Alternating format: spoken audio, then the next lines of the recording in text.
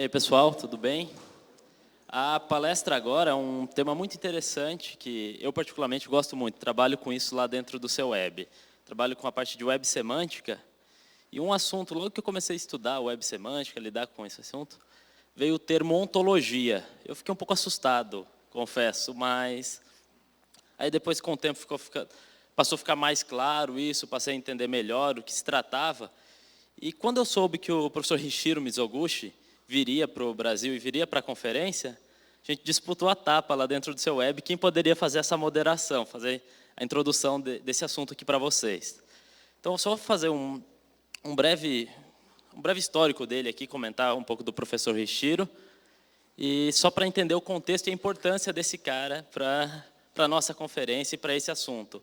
Porque ele quem trouxe o assunto de ontologias, tirando do nível de abstração da filosofia e colocando na computação. Então, só vou ler aqui um breve histórico dele. O professor Hishiro, ele é pesquisador no Instituto Avançado de Ciência e Tecnologia do Japão. Ele é pesquisador também do Research Center for Service and Science desse mesmo instituto. Ele foi professor titular do Instituto de Pesquisa Científica e Industrial da Universidade de Osaka. E sua área de pesquisa inclui Knowledge Based System, teorias de papéis e funções, engenharia de ontologias e desenvolvimento de ontologias, além de sistemas de apoio em decisão. O professor Hishiro também foi presidente da Sociedade Internacional de Inteligência Artificial na Educação, da Sociedade para Computadores na Educação, da Ásia e do Pacífico, e vice-presidente da Associação de Ciência de Web Semântica. E, além disso, presidente da Sociedade Japonesa de Inteligência Artificial. Meu, olha o nível, né? e um dos editores-chefes do International Journal of Semantic Web. E na palestra dele hoje vai falar o título da palestra é Ontology Sense Making Technology. Então, como o uso de ontologias pode ajudar a criar sensos. Vou dispensar apresentações aqui e queria um aplauso para o professor Hishiro Mizoguchi.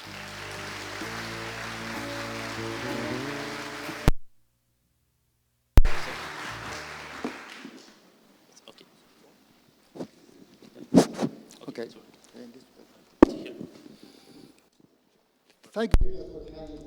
Muito obrigado pelas gentis palavras na introdução.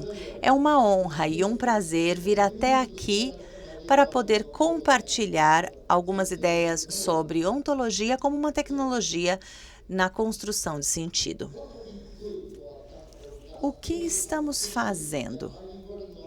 Eu trabalho com ontologia, tanto na parte teórica quanto prática, e vou falar sobre esses dois aspectos. Nós temos que definir os papéis, as funções e os processos, mas são tópicos muito abstratos, muito filosóficos. Eu quis, então, construir uma ontologia superior que eu chamo de Yamato. É uma parte ainda assim teórica, mas já aborda algumas aplicações da pesquisa em engenharia ontológica. A primeira área de aplicação baseia-se na minha ideia de função. Eu tentei, então, criar um modelo funcional de todas as estruturas funcionais dos artefatos e como podiam ser implantadas na indústria. Também trabalho com a aplicação da ontologia na área de educação. Nesse caso, quis criar, então, uma ontologia das teorias de aprendizagem e educação. Construir também um tipo de ferramenta de autoria que ajuda a aprender as teorias. E um outro ponto, e tem a ver com essa conferência, é o desenvolvimento de uma ontologia. Já há 10 anos. Tentei publicar um pouquinho essa ontologia médica utilizando essa nova tecnologia. Essa é uma outra parte. Então, a parte já de ontologia médica. Vou fazer uma apresentação bastante rápida sobre ontologia e engenharia de ontologia. Depois falarei sobre ontologia leve. E depois falarei sobre a parte dos dados e outros tópicos que também iremos cobrir. Darei alguns exemplos também do que chamo de Link Jazz. Uma das aplicações é um LOD. Vou falar também dos vocabulários abertos, muito comuns também para quem trabalha com semântica e LOD. E depois falarei dessa ontologia mais peso pesado, que seria uma ontologia médica. Um exemplo seria a ontologia médica. A ontologia depende da cultura, é o que alguns dizem, mas eu não acredito nisso.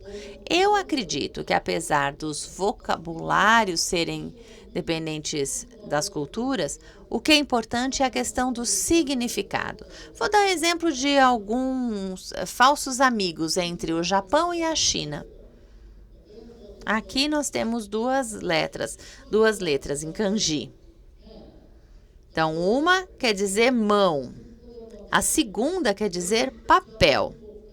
Os chineses têm essas letras em comum com os japoneses. Então, esse significado de mão e papel é igual nas duas línguas. Porém, se você combinar essas duas letras, gerando um novo ideograma, no japonês, significa letra. O problema é que ao combinar essas duas letras, na China, o significado seria muito diferente. Imagine uma situação. Tem então um casal, um rapaz japonês e uma garota chinesa. E aí eles se apaixonam, lindo. E aí ele vai sair do Japão e ele fala, me manda o seu tegami, esses dois símbolos. E aí ela ficou brava com ele ter dito isso. Por que ela ficou brava? Porque tegami em chinês significa papel higiênico. É um outro papel. Então imagina a situação. Em vez de falar me mande seu papel, me mande papel higiênico.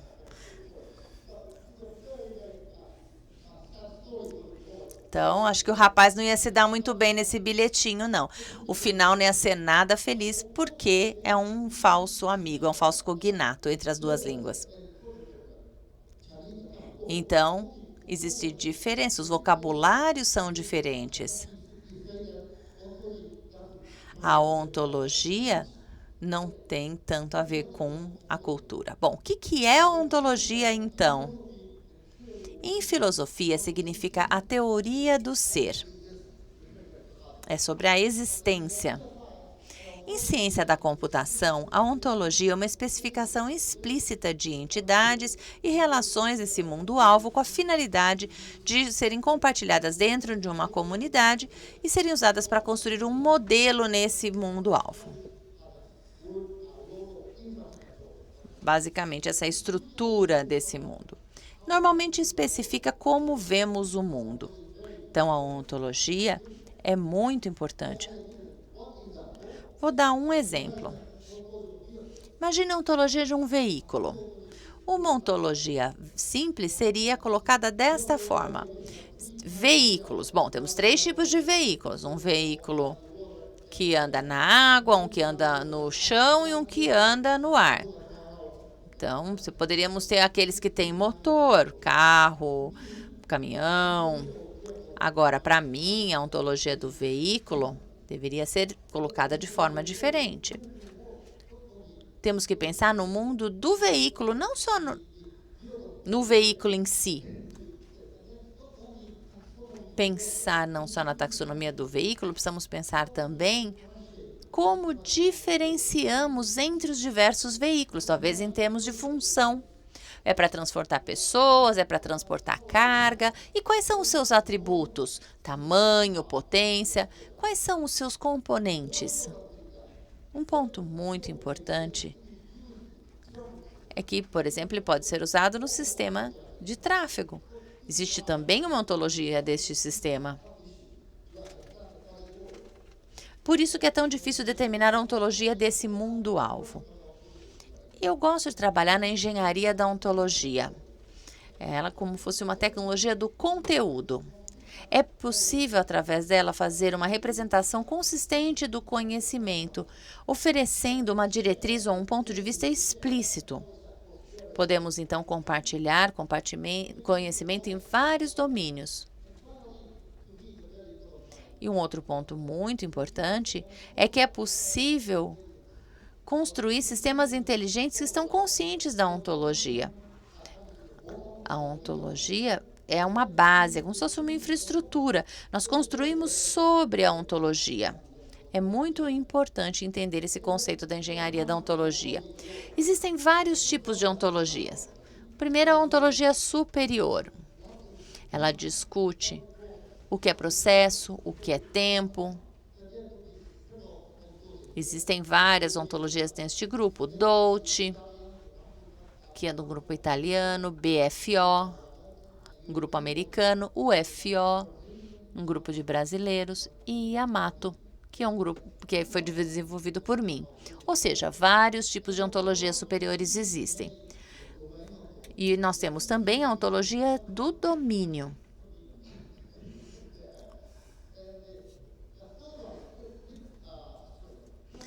Temos não só a do domínio, mas também a ontologia da tarefa.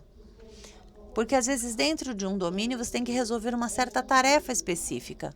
A ontologia dos projetos, por exemplo, do design, podemos ter um domínio independente.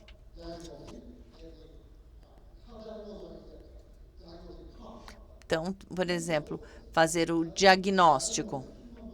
O diagnóstico do corpo humano é diferente do diagnóstico de um problema num carro. Mas, de qualquer maneira, são diagnósticos nos dois casos. Temos esse conceito abstrato também da resolução dos problemas. Existe também o sistema de vocabulário. Uns talvez conhecem esse FOAF, que é o amigo do amigo, e o Dublin Core, que é um domínio também muito conhecido de descrição de metadados.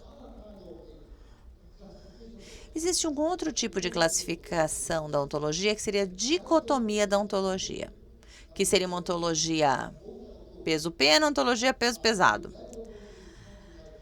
Uma mais leve envolve esse fofo, Dublin Core, foca mais no vocabulário do que nos conceitos. É uma ontologia normalmente orientada à anotação e usa metadados para busca de informação. Normalmente é uma orientada à prática. Já a ontologia peso-pesado é como se fosse uma ontologia superior. Foca mais nos conceitos do que no vocabulário. A ideia é entender esse mundo-alvo e tornar explícito aquilo que era implícito. Ela tem uma orientação mais filosófica. Os dois tipos de ontologia são muito diferentes, porém muito importantes. Também podemos ter um uso ou uma construção da ontologia de formas diferentes. Umas são construídas de baixo para cima e outras de cima para baixo. São duas abordagens. Em geral, a abordagem de baixo para cima é usada nessa ontologia leve. Fazemos uma política descentralizada, descentralizar o controle. Eles não gostam do controle centralizado. Esse tipo de abordagem usa vários recursos da internet. Como que podemos encontrá-los? Para isso, precisamos de metadados. Como entender esses metadados? Bom, para isso precisamos das ontologias. Mas como elas podem ser interoperáveis? Se elas são descentralizadas, são vários tipos de ontologias. Então, é importante fazer um alinhamento da ontologia. Com isso, é possível desenvolver essa ontologia. E existe também a outra abordagem, que é de cima para baixo. Às vezes as pessoas tentam entender o mundo e falam, o mundo tinha que ser assim. Essa é a maneira de cima para baixo. Elas tentam, então, modelar um mundo-alvo com algo geral. Vamos falar da web semântica. Todos conhecem esse sistema em camadas, como se fosse um bolo. Os metadados precisam da ontologia para conseguir tirar sentido desses dados. Nós temos a web baseada em HTML. Os links não têm semântica. Mas se fizer uma associação com a semântica, podemos usar a web baseada em RDF, com dados abertos. que é bem diferente do outro tipo. Os links têm significados. Em geral, ou é membro de, ou é capital de, ou é fabricado por. É uma forma de descrever isso em ontologia. Muitos devem saber que usamos RDF, a estrutura de descrição dos recursos. Tem, então, 3 elementos: sujeito, predicado e objeto. O predicado tem o significado. Aqui é o utilizando, XML. Utilizamos também o RI. Podemos fazer essa apresentação de maneira gráfica, como podem ver aqui. E com isso podemos mostrar o significado de forma gráfica. Bom, o que é a construção de sentido? O que eu quero dizer com essa expressão? A ontologia tem um papel de construção de sentido para um processamento semântico, dando então sentido nos termos utilizados. Primeiro, nós temos a identificação do tipo ou classe daquela codificação individual que está sendo considerada. Depois, nós temos a identificação da hierarquia, que faria uma relação entre os tipos. Ela tem um papel muito importante. E, finalmente, temos a ontologia superior, que explica aquilo que existe no mundo. Então, aqui nós temos as famílias de papéis, temos o predicado, mas com o autor, aqui você poderia conhecer as letras do kanji aqui pelas suas letras. Aqui, pelas famílias de papéis, você pode dizer quantos papéis, que tipo de papel? Ah, seria um artigo para conferência. Aqui é o meu nome japonês. E esse tipo de artigo é um tipo de papel. Aqui é um tipo de pessoa, uma pessoa é um animal. Então, você vai indo para uma estrutura superior. Ele usa uma hierarquia que representa essa configuração dos conceitos. Depois, falamos do LD e do LOD. Esses dados interligados usam a web para conectar os dados relacionados que anteriormente não eram relacionados. Então, o que estamos fazendo essa ligação agora? Os dados têm que estar ligados diretamente uns aos outros. Houve uma mudança muito grande no caso da web semântica depois desse conceito. A ideia é fazer essa associação utilizando outros métodos. A Wikipedia, por exemplo, define os dados interligados como um termo usado para descrever uma melhor prática recomendada, para expor, compartilhar e conectar dados, informações e conhecimento na web semântica usando RIs e RDF. Existem 4 condições. Precisamos usar as URIs como os nomes para cada coisa e usar os URIs HTTP para que as pessoas possam buscar esses nomes. Quando se busca uma URI, nós temos informações úteis e podemos usar os padrões, sejam ele RDF ou Sparkle. E também existem os links com outras URIs para que então as pessoas possam descobrir ainda mais coisas.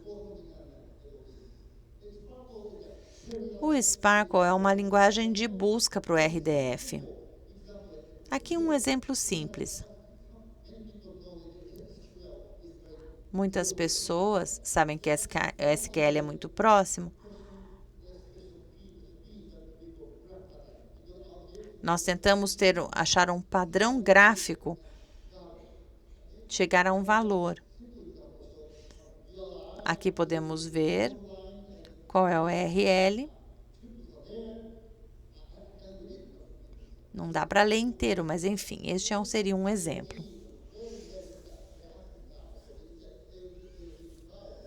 Podemos também fazer um diagrama da nuvem em LOD. Claro que não vai dar para ler nada, né? Mas, de qualquer maneira, é uma maneira de representar. A Wikipedia faz muitas vezes isso, fazendo essa representação nessa nuvem. que aí você vai poder ler outros conteúdos da própria Wikipedia. É como se fosse quase uma propaganda. Meus colegas Seiji e Guibert escreveram esse artigo sobre dados abertos conectados.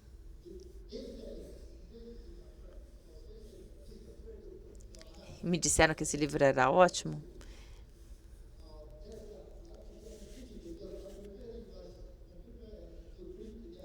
Você pode, então, clicar no computador, chegar na página deles. Daqui eu não consigo clicar, vocês podem ter que consultar depois. Este livro destaca a importância do uso da semântica. Eu vou dar um exemplo do Jazz LOD. É um LOD super chique. E também do Link Jazz. Eu poderia clicar aqui, mas a rede é muito sofisticada. Podem depois consultar no link linkjazz.org.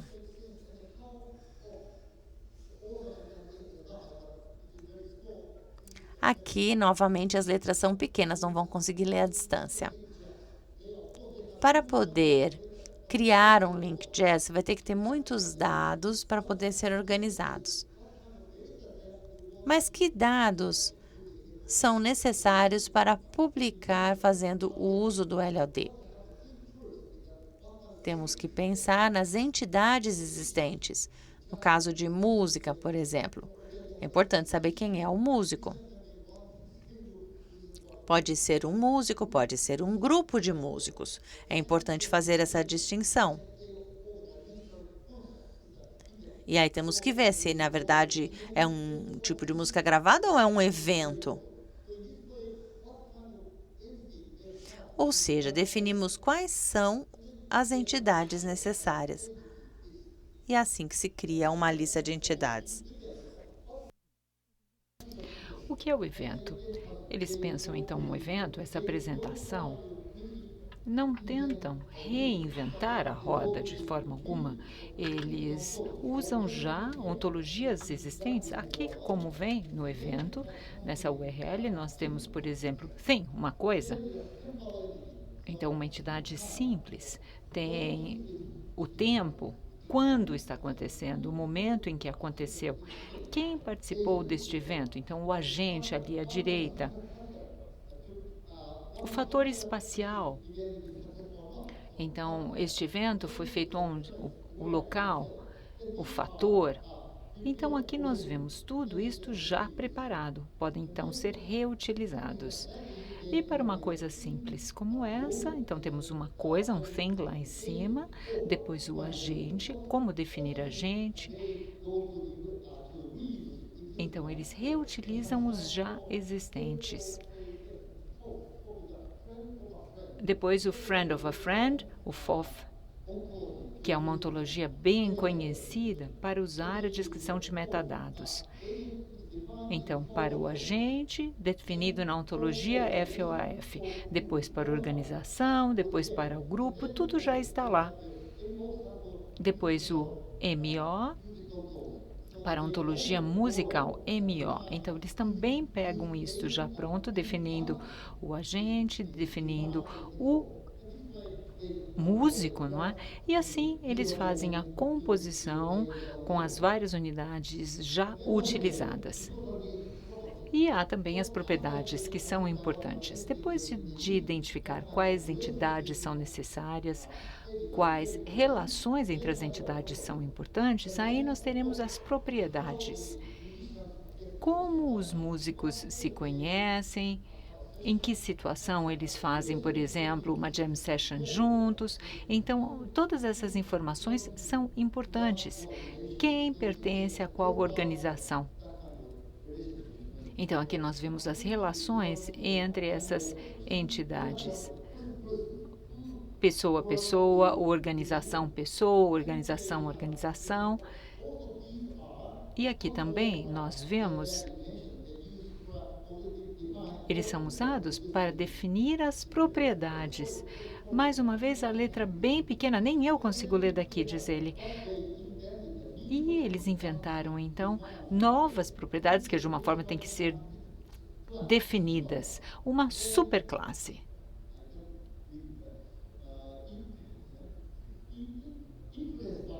Então, influenciado por, bem ali no meio a gente tem influenciado por, está relacionada à pessoa.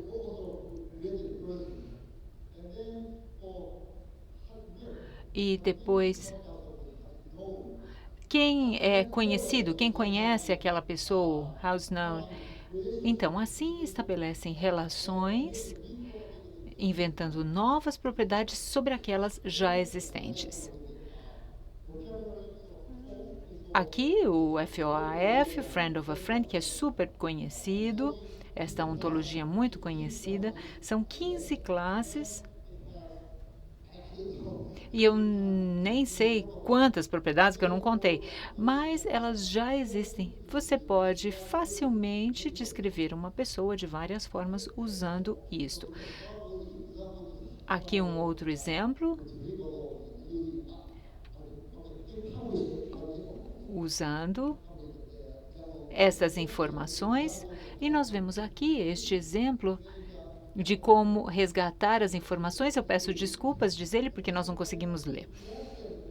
Neste senso, nesse sentido, nós temos que, ao tentar publicar os dados em LOD, nós temos que ver qual entidade nós temos, qual a relação entre as entidades que nós vamos postar. E aqui nós temos uma URL muito bom, que é a LOV, L-O-V, que é vocabulário aberto conectado. Para usar os dados, você pode acessar este link, então, e utilizar este vocabulário usando o seu LOD e a sua representação dos dados. Foi criado pelo Open Knowledge Foundation. Aí nós temos os endereços. Eu fiz uma cópia de um, vejam só. Pequena a letra mais uma vez, mas são 574 vocabulários ali. Nós podemos clicar e vamos vendo os mais próximos. Nós temos as várias ontologias para descrição de metadados, como o FOF e outras. E aqui o Dublin Core. Dublin Core é os metadados e ontologias mais antigos que nós conhecemos. O Dublin Core foi criado de cima para baixo, porque neste consórcio, para preparar esse tipo de ontologia de descrição de metadados, eles são muito bem conhecidos. Há 15 domínios e elementos no Dublin Core.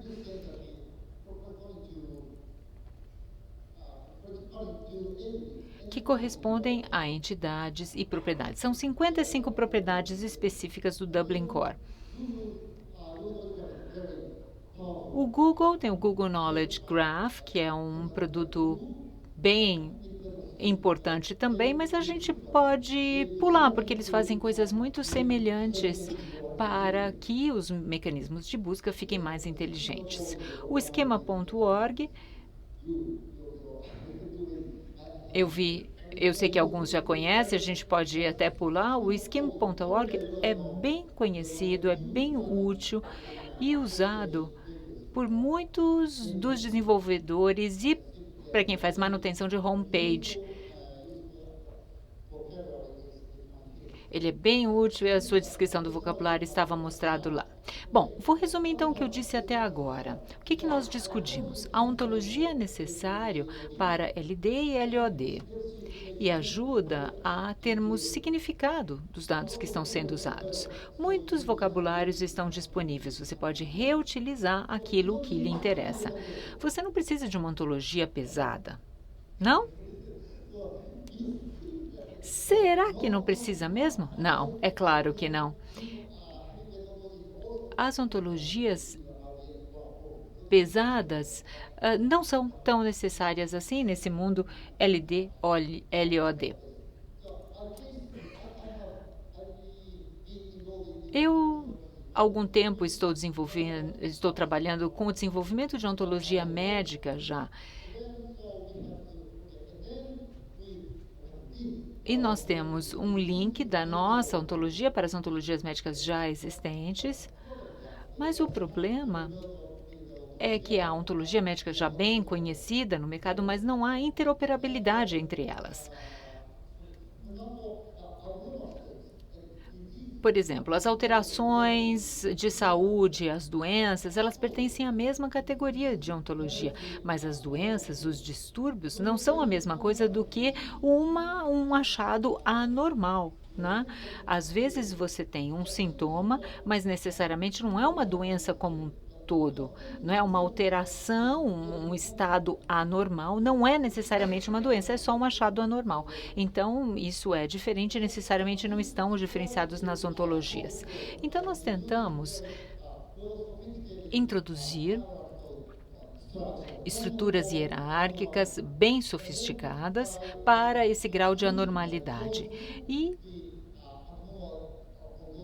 observando a ontologia desses achados anormais, nós usamos essas 4 ontologias e elas ganharam com isso interoperabilidade.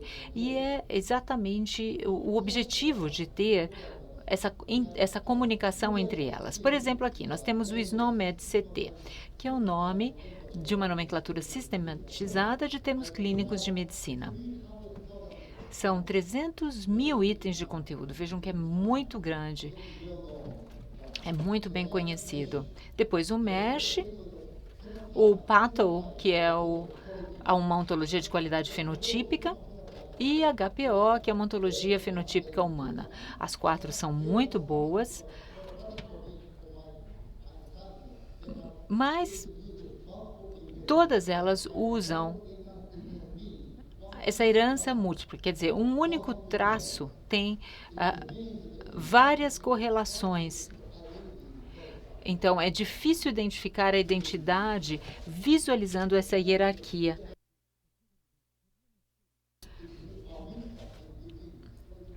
Então, é muito problemático porque há também uma mistura entre os estados ou sintomas anormais e as doenças. Então, aqui eu estou listando 3 destes elementos de integridade. Por exemplo, a granularidade é muito importante. Se a granularidade estiver muito longe, nós não conseguimos fazer essa conexão. Como é que nós podemos otimizar ou compensar este grande gap com a granularidade? Depois, os estados anormais, que não são doenças, como já disse, e a incompatibilidade entre atributos e propriedades. Isso também é muito importante, trabalhando com os dados. Nós temos que representar dados por meio de propriedades e de atributos. Eu posso explicar por quê. E como fazer sentido um estado ou uma propriedade em relação a um tributo e, finalmente, uma doença, a diferença entre um estado anormal, uma característica ou uma relação causal específica. Vamos dar um exemplo. Tall, alto, é uma probabilidade, é uma propriedade. Hungry é estar com fome. Imagina, vocês estão com fome já agora. Mas como é que nós podemos fazer? Dizendo, o John é alto, tá bom, não tem dúvida nenhuma. E o John está com fome, tá bom. Então, nós temos uma diferença aqui no uso deles. Alto está dentro do John, mas hungry, não, fome, não, porque fome é um estado que ele está naquele momento. Quando nós descrevemos, então, propriedade, estado de forma clara, alto, o tall, nós podemos entender. John tall, John alto. É uma relação de propriedade clara. Agora, John height large, John altura alta. Então, aqui nós temos mais uma vez uma discriminação. Ele pode ter altura, ele pode ser alto ou pode ser baixo. Vamos dizer, ele tem a altura de 1,80. Neste sentido, o alto, ontologicamente, e a propriedade e o seu atributo são diferentes. Se esses dados ficarem confusos, nós não vamos conseguir correlacioná-los claramente. Agora, hungry, com fome, um estado de fome. Então, o John tem o grau de fome grande, ele está com fome. Nesse sentido, o estado e a propriedade podem ser decompostas em atributos e valores. E nós podemos introduzir esta ideia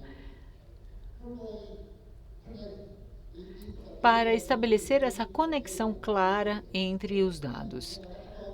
Nós temos uma ontologia BFO baseada só em EP, que é a propriedade, e o Dolce é baseado em EAV, propriedade, atributo e valor.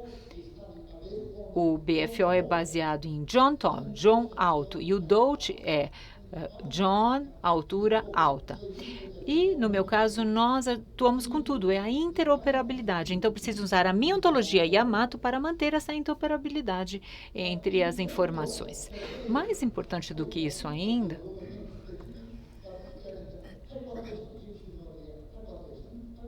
a hipertensão.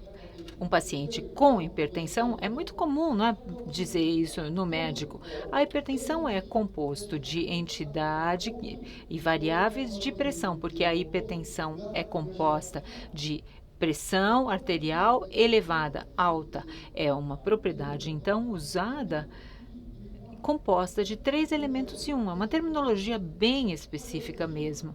A hiperglicemia também. A hiperglicemia é a taxa de concentração de glicose no sangue elevada. São 4 entidades, todas fazendo parte de uma única. Então, com esse tipo de elemento, para fazer a conexão de dados médicos, nós precisamos ter uma boa ontologia para entender e fazer o sistema entender essas diferenciações. E aqui nós vemos embaixo, não é, mostrada a composição de atributo, pressão e alto. E a pressão, então, hipertensão, pressão arterial, e depois uma entidade, não é, variável, que nos ajuda a explicar a propriedade. E assim, finalmente, nós criamos uma hierarquia, observamos 13.000 estados anormais presentes em diferentes definições de doenças, muito trabalho que nós fizemos. E conseguimos chegar a esta hierarquia de estados anormais, e aí fica muito mais fácil de seguir. Vejam, estenose coronariana aqui embaixo. A estenose coronariana é um tipo de estenose arterial e uma estenose vascular, e é um tubo estreitado numa área menor, num tamanho reduzido da parede do vaso, e aí nós chegamos com isso em todo o estado anormal. Então, gradualmente, dentro dessa hierarquia especializada, nós conseguimos muito bem entender as diferenças de dados e também a sua semelhança. Aqui nós não vamos falar da normalidade. Eu acho que também difícil acompanhar, isso é melhor a gente até pular. Vou pular esse também. Na nossa ontologia, as doenças e os estados anormais estão claramente diferenciados, como eu disse.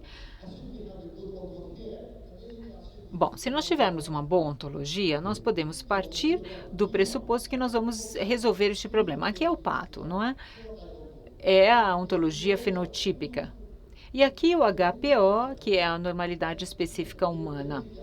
E há um grande gap aqui entre as duas, estão vendo? A estenose arterial, por exemplo. É difícil fazer a correlação com outra, então nós precisamos de uma compensação para que haja essa correlação, a interoperabilidade. Aqui o exemplo que eu já mostrei. Essa estrutura hierárquica bem mais granularizada. Então, não há heranças múltiplas, nós não permitimos isso.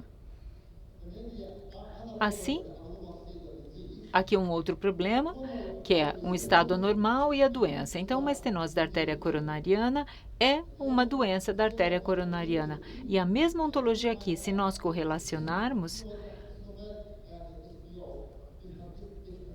nós vamos nos deparar com essa dificuldade. Vejam embaixo as diferentes ontologias, não é mostrada. Então, estado anormal é uma doença é um estado anormal. Ou seja, nós temos que tomar cuidado quando estamos correlacionando as coisas para que não haja realmente confusão. E como é que nós podemos resolver este problema?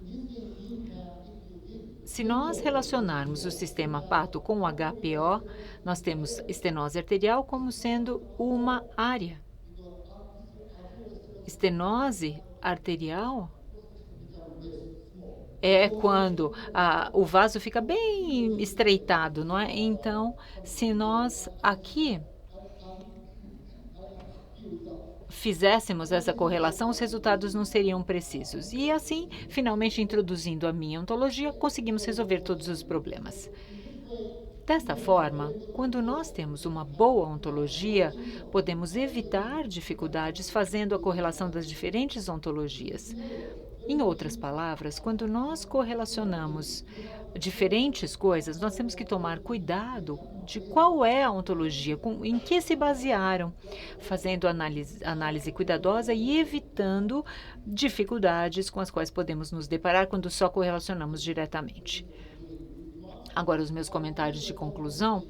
A ontologia é importante, pois é uma tecnologia que nos faz estabelecer o significado. Uma ontologia leve, ela funciona bem para LD, LOD, como senso comum, como os domínios da vida. Faz sentido e realmente resolvem as coisas. Há muito vocabulário já à disposição, podemos usar, nós não precisamos reinventar nada. Agora, claro, às vezes, dependendo da sua finalidade, você vai precisar inventar alguma coisa, mas você pode até fazer uma especialização do que já existe.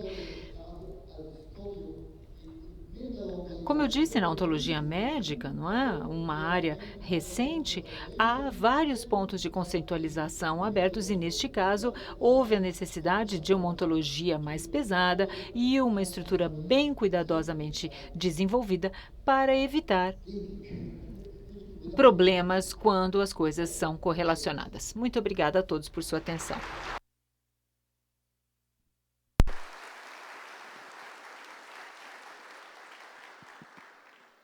Oi. Professor, muito obrigado pela sua participação. Vamos agora para algumas perguntas. Tem os dois microfones, o mesmo esquema. Vamos ver. Alguém tem alguma questão a respeito disso? Outro lado? Seu nome e organização. Fique à vontade, professor. Hi, my name is Pablo. I'm from... Meu nome é Pablo, sou da Universidade de São Paulo. Eu gostaria de perguntar sobre o problema da padronização das ontologias no contexto da internet das coisas. Nós vemos o problema de várias iniciativas que tentam criar a melhor ontologia para a internet das coisas, como uma ontologia final, como, por exemplo, um dos laboratórios que tem feito isso. O que o senhor acha sobre essa questão da padronização? Boa pergunta. Como eu disse, na ontologia, nós não deveríamos ter a ideia da padronização, porque as atividades na web têm que ser feitas de uma maneira descentralizada, de baixo para cima. Isso é o que muitos acreditam. Nós precisamos, sim, fazer um alinhamento. As pessoas têm que desenvolver suas próprias ontologias e depois temos que tentar alinhar com a ontologia existente para que faça sentido e para que sejam interoperáveis. Eu acho que a padronização não é algo tão bom. Não é essa mentalidade que as pessoas que desenvolvem a internet têm. Então, esquece padronização. O importante é ter um alinhamento das ontologias já existentes para que sejam interoperáveis.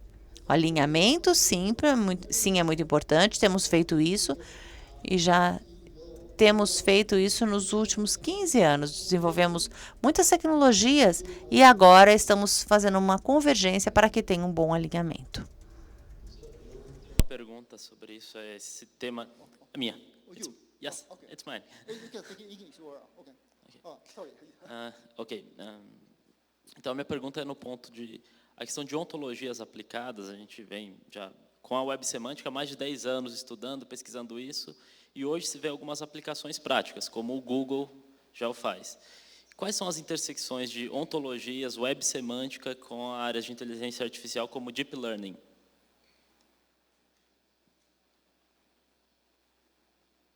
Deep learning. Oh, Deep Learning é uma tecnologia muito convincente para que você possa, então, aprender algo útil a partir do Big Data. Deep Learning funciona para tarefas que precisam fazer reconhecimento de padrões. Basicamente, é para a computação numérica. A ontologia é quando nós temos a computação da parte de significados. Então, o Deep Learning é quando você precisa usar aqueles dados e transformar aqueles dados numéricos em conceitos. A aprendizagem em si, tudo bem, você consegue aprender dos Big Data. Mas a ideia é conseguir desenvolver boas ontologias. Já o Deep Learning é totalmente numérico. Às vezes as pessoas têm dados com características muito interessantes, muito úteis para o reconhecimento de padrões ou tarefas, mas ainda assim é importante interpretar os papéis de maneira conceitual. Atualmente não existe trabalho nesse sentido, porém é um tópico muito interessante para o futuro, fazer que possamos ter Deep Learning para poder desenvolver novas ontologias. E para isso, precisamos fazer uma transformação na tecnologia de interpretação, colocando então Deep Learning como parte do mundo que trabalha mais com conceitos do que com números. Eu gostaria de fazer isso, sim. Alguma outra questão, pessoal? Então, vamos agradecer ao professor Shiro Mizoguchi pela excelente palestra. E muito obrigado, professor. Thank you so much.